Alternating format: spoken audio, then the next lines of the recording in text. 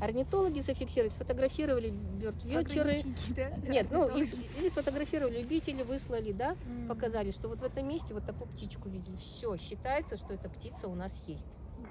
И с развитием, так сказать, вот такой техники, оптики, фотоаппаратов хороших, да, объективов мощных, теперь есть возможность действительно даже вот быстро летящую птичку сфотографировать, да, еще и определить.